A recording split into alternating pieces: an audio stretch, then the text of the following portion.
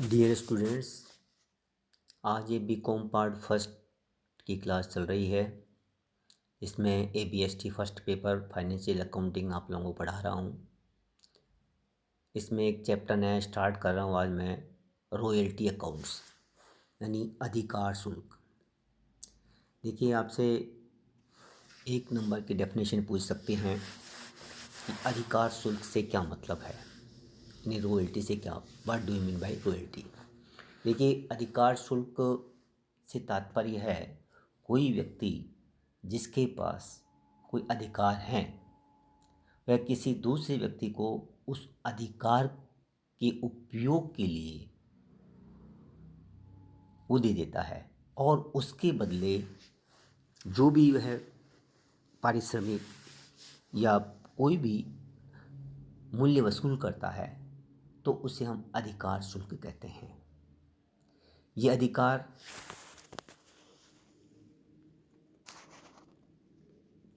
कई तरह का हो सकता है, जैसे पुस्तकों के संबंध में, यानी पुस्तकों को प्रकाशित कर विक्रय करने का अधिकार, पेटेंट से वस्तु निर्मित करने का अधिकार, या खान खोदकर उसमें से सामान निकालकर बेचने का अधिकार। तो इस तरह से मुख्यतः तीन तरह के ये अधिकार होते हैं। एक तो पुस्तकों के संबंध में, दूसरा पेटेंट्स के संबंध में, और तीसरा माइंस के संबंध में। अब अधिकार शुल्क को समझने के लिए इसमें दो पक्षकार को ध्यान में रखते हैं हम, यानी उस अधिकार जिस व्यक्ति का है ना, उसको हम भूस्वामी या पट्टेदाता, इंग्लिश में कहेंगे लैंडलॉर्ड या लेसर कहेंगे उसको, यानी जिस व्यक्ति के पास वह अधिकार है उसे हम क्या कहेंगे, भूस्वामी, पट्टेदाता या लैंडलॉर्ड या लेसी। बुक के संबंध में, बुक का जो राइटर है उसके पास ये राइट होते हैं। पेटेंट के संबंध में, जिसने उस पेटेंट का आविष्कार किया है, इन्वेंशन किया है, उस व्यक्ति के पास पेटेंट के राइट होते हैं। और जिसने माइंस खरीद रखी है, खान खरीद रखी है, उसके पास माइंस के अधिकार होते हैं। अब ये अधिकार रखने वाले व्यक्ति उसका उपयोग करने के लिए किसी अन्य व्यक्ति को दे देते हैं, तो उस अन्य व्यक्ति से अधिकार रखने वाला व्यक्ति जो राशि प्राप्त करता है उसे हम अधिकार शुल्क कहते हैं। तो जैसे मैंने आपको बताया पहले भी कि हम जो रॉयल्टी है यानी अधिकार शुल्क है, तीन तरह की होती हैं। इसको कहेंगे माइनिंग रॉयल्टी, एक पेटेंट रॉयल्टी और एक कॉपीराइट रॉयल्टी।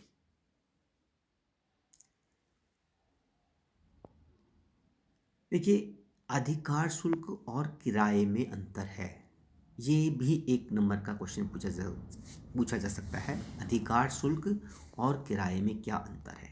देखिए, अधिकार शुल्क जो है वह सामान्यतः उत्पादन एवं बिक्री के आधार पर लगाया जाता है, जबकि किराए का जो संबंध है, किराए का समय का आधार होता है।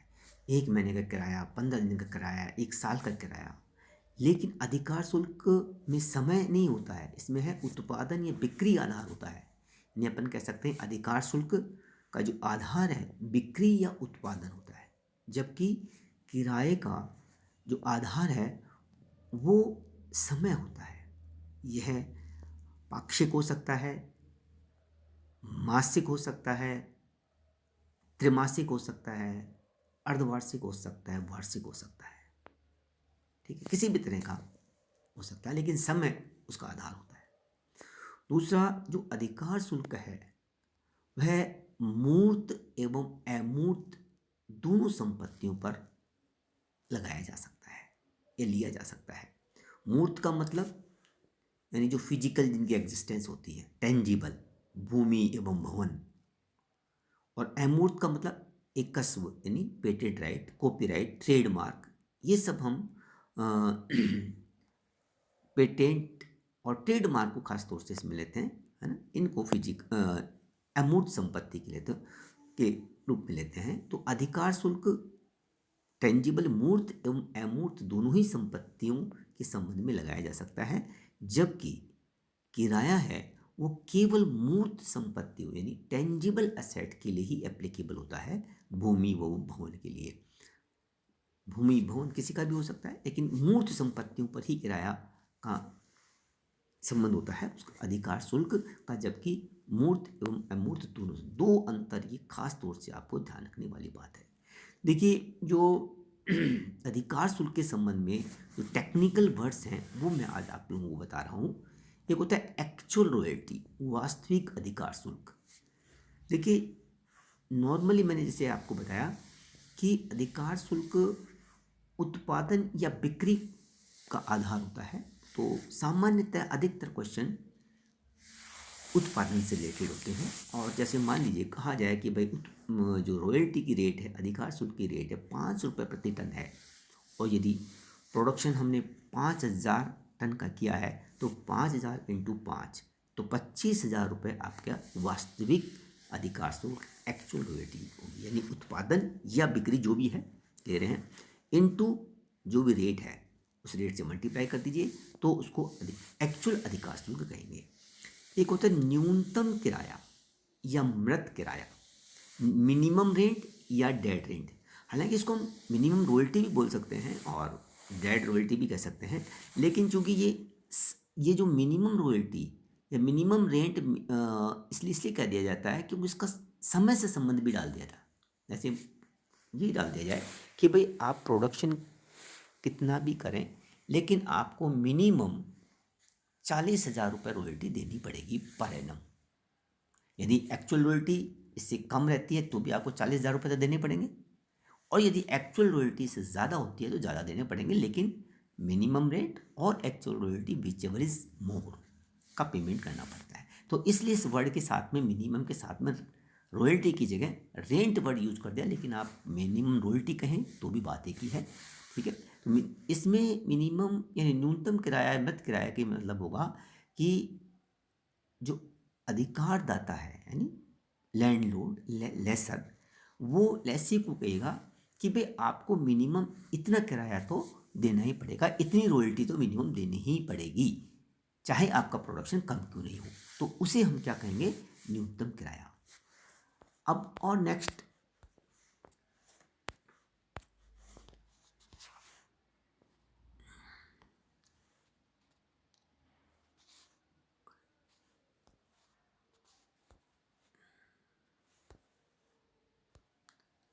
अब देखिए, नेक्स्ट जो पॉइंट है वो देखिएगा, लघु कार्य, शॉर्ट वर्किंग। देखिए क्या है कि जैसे मैंने अभी बताया आपको एक्चुअल रॉयल्टी और मिनिमम रेंट दो बात बताई। तो यदि एक्चुअल रॉयल्टी मिनिमम रेंट से कम है, जैसे मैंने बताया कि भाई 40,000 रुपये सालाना आपको मिनिमम रेंट या मिनिमम रॉयल्टी देनी पड़ेगी, ये टर्म्स एंड कंडीशंस में डाल दिया, लेकिन प्रोडक्शन इनटू रेट करते हैं तो 25,000 रुपये आ रहा है, तो भी लेसी को, जो दूसरा पक्षकार होता है उसको कहते हैं अपन लेसी, पट्टादाता, पट्टादार उसको कहेंगे, पट्टादार लेसी, है ना, जो किराया देगा, जो अधिक रॉयल्टी का पेमेंट करेगा उसको लेसी कहते हैं अपन, पट्टादाता, एक पट्टा। ठीक है ना, तो लेसी वर्ड और लेसर वर्ड ज़्यादा यूज में रखिएगा। तो लेसी जो है, जिसने पट्टे पर वो लिया है खान को या जो भी चीज़ है, वो उसको मिनिमम रेंट तो देना ही पड़ेगा, और यदि एक्चुअल रॉयल्टी उससे कम है तो दोनों का जो डिफरेंस है उसको कहेंगे अपन लघु कार्य राशि यानी शॉर्ट वर्किंग। तो यदि आपसे पूछा जाए कि शॉर्ट वर्किंग क्या होती है, तो आप कहोगे कि यदि एक्चुअल रॉयल्टी मिनिमम रेंट से कम है तो दोनों का अंतर, उसको हम लघु कार्य या मिनिमम रेंट कहेंगे। शॉर्ट वर्किंग, दोनों का अंतर को हम क्या कहेंगे, शॉर्ट वर्किंग कहेंगे, लघु कार्य राशि। एक होता अधिक कार्य राशि या आधिक्य। यदि एक्चुअल रॉयल्टी मिनिमम रेंट से ज़्यादा हो, यदि एक्चुअल रॉयल्टी यानी वास्तविक अधिकार शुल्क यदि मिनिमम रेंट से ज़्यादा हो तो दोनों का जो डिफरेंस है यानी excess of actual royalty over minimum rent is called as excess working या सरप्लस कहेंगे। जैसे अभी एग्जांपल के रूप में मैंने बताया कि 40,000 रुपये मिनिमम रेंट डिसाइड किया है ना। यदि उसका प्रोडक्शन और 5 रुपये रेट मान लीजिए प्रोडक्शन की हो और प्रोडक्शन हो जाए 15,000 रुपये, 15,000 टन, तो 15,000 इंटू 5 यानी 75,000 रुपये एक्चुअल रॉयल्टी होगी। तो एक्चुअल रॉयल्टी किससे ज़्यादा हो गई? मिनिमम रेट से। तो मिनिमम रेट से कितनी ज़्यादा हो गई? 75,000 में से मिनिमम रेट 40,000 रुपये लेस कर दो, यानी 35,000 रुपये। ये क्या होगी? अधिकार राशि, एक्सेस वर्किंग या सरप्लस कहेंगे उसको। अब एक तो रॉयल्टी रिजर्व। देखिए जैसे एक वर्ड है शॉर्ट वर्किंग, तो शॉर्ट वर्किंग तो किसके लिए हुआ? लेसी के लिए, जो संपत्ति को किराए पर यानी अधिकार शुल्क पर लेता है ना, यूज़ करने के लिए लेसी। तो वो यदि उसकी वो यदि कम काम करता है यानी मिनिमम रेंट से एक्चुअल रॉयल्टी यदि कम है तो दोनों का डिफरेंस शॉर्ट वर्किंग किसके लिए कहलाएगा? लेसी के लिए। लेकिन वही चीज़ लेसर के लिए यानी पट्टा देने वाले के लिए, पट्टा देने के वाले के लिए वो कहलाएगा रॉयल्टी रिजर्व। ठीक है, सिचुएशन दोनों में सेम ही है ना।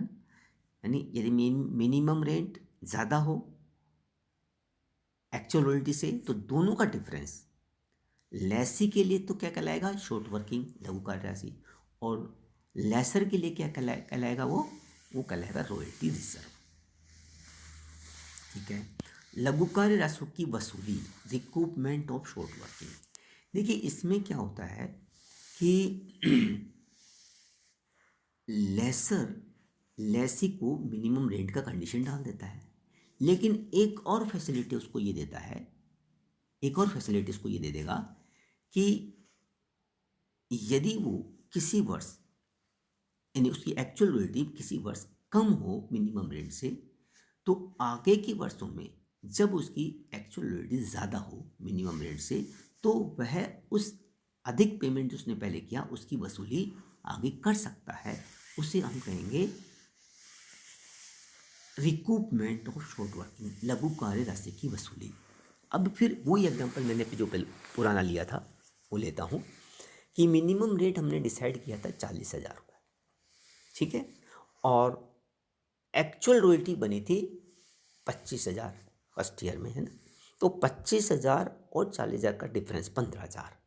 15,000 आगे के सालों में जब भी एक्सेस वर्किंग होगी उसमें से वह रिकवर कर सकता है। जैसे मान लें बताया मैंने सेकेंड ईयर में 75,000 रुपये की रॉयल्टी हो गई, तो उसमें एक्सेस वर्किंग कितनी हो गई?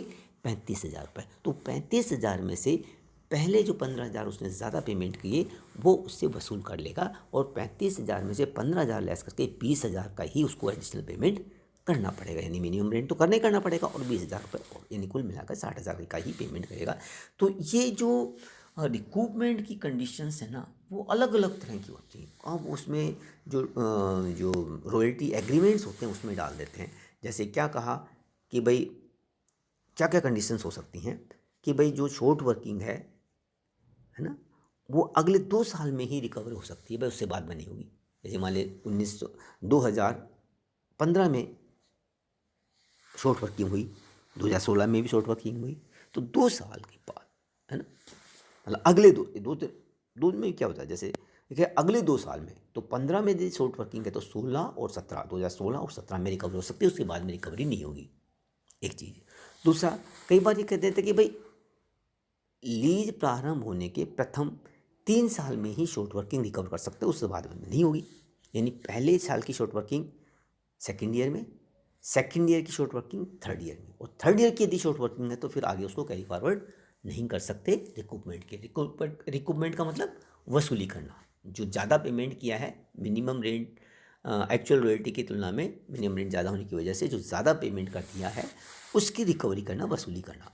तो उसमें ऐसी कंडीशन डालते, कई बार ये भी कंडीशन डाल देते हैं कि भाई जो एक्सेस वर्किंग है उसका 50% से ज़्यादा आप रिकवर नहीं कर सकते, वसूल नहीं कर सकते, ये भी डाल देते हैं।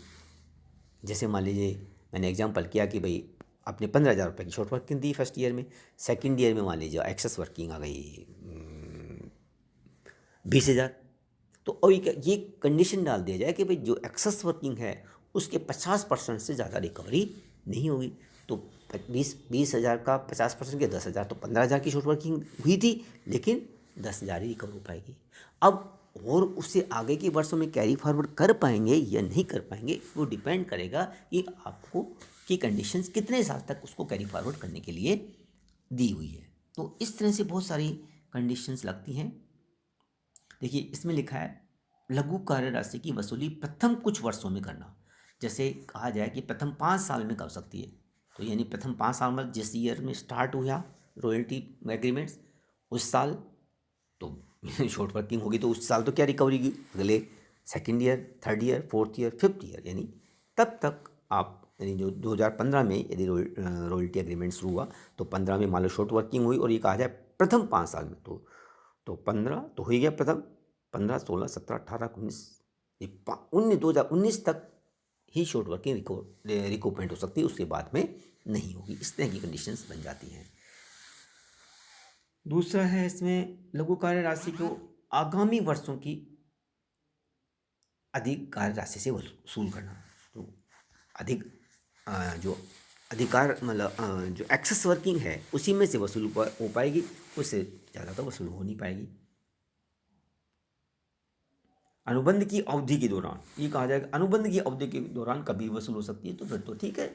मान लीजिए अनुबंध का 5 साल का राइट है या 10 साल का राइट है, तो 5-10 साल में कभी भी रिकवर कर लेगा वो। अनुबंध में लघु कार्य राशि वसूल करने का कोई शर्त नहीं हो तो फिर शॉर्ट वर्किंग रिकूपमेंट नहीं हो पाएगी। यदि कहा जाए कोई रिकूपमेंट का राइट नहीं है तो नहीं है, तो फिर उस जिस साल शॉर्ट वर्किंग उस साल उसको लॉस मान लेंगे।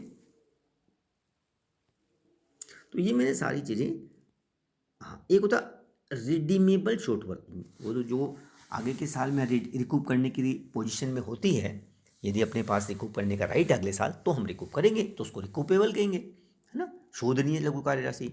और यदि मान लीजिए हमारा राइट खत्म हो गया रिकूपमेंट का, मान लीजिए अपन को रिकूपमेंट कर ये कहा जाए कि भाई अगले जिस जिस ईयर में शॉर्ट वर्किंग हो अगले 2 साल में रिकवर कर सकते हैं, और यदि 2 साल में रिकवरी नहीं हुई तो अनरिकूपेबल हो जाएगी, वो अशोधनीय हो जाएगी, या उसको लॉस मानते हुए उसको राइट ऑफ कर लेंगे। तो इस तरह से मैंने सारे टेक्निकल पॉइंट्स बता दिए हैं आपको, है ना। अब मैं नेक्स्ट वीडियो में एंट्रीज और बताऊंगा। यहाँ इसको यही समाप्त करते हैं वीडियो को। Thank you very much.